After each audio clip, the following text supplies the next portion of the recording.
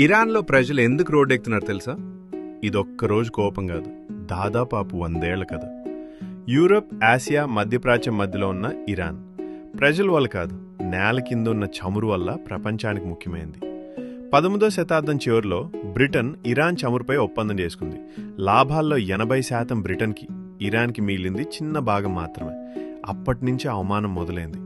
రెండో ప్రపంచ యుద్ధం సమయంలో బ్రిటన్, రష్యా కలిసి ఇరాన్లోకి చొరబడ్డాయి. రాజును తప్పించి తమకు నచ్చిన నాయకుడిని కూర్చోబెట్టాయి. అప్పుడు ఇరానీయులకి ఒక విషయం అర్థమైంది: మన దేశాన్ని మనమే నడపటం లేదు. ఆ తర్వాత ప్రజలే ఎన్నుకున్న ప్రధానమంత్రి మొహమ్మద్ మోసాదేక్ చమురు మనదే అన్నాడు. కానీ అది అమెరికా, బ్రిటన్కి నచ్చలేదు.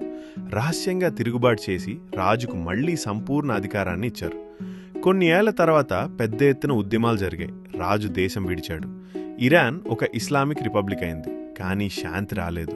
పక్క దేశమైన ఇరాక్తో 8 ఏళ్ల యుద్ధం, లక్షల మంది మరణం, ఆర్థిక వ్యవస్థ పూర్తిగా కూలింది. ఆ తర్వాత ఆంక్షలు, సంవత్సరం తర్వాత సంవత్సరం ఆంక్షలు, డబ్బు విలువ తగ్గింది, వస్తువుల ధరలు పెరిగాయి. సాధారణ ప్రజల జీవితమే భారమైంది. భద్రత కోసం అణుశక్తి వైపు అడుగులు, అది మరిన్ని ఒత్తిళ్లు తెచ్చింది, మరిన్ని ఆంక్షలు తెచ్చింది. ఇప్పుడు మీరు చూస్తున్న నిరసనలు డబ్బు గురించి కాదు, ఒక్క యుద్ధం గురించి కాదు, దశాబ్దాల అన్యాయం, భయం, జోక్యం, అన్నిటి ఫలితం. బలంగా ఉండాలా లేదా శాంతిగా బతకాలా? ఇరాన్ ప్రజలు ఇప్పటికీ అదే ప్రశ్నతో పోరాడుతున్నారు.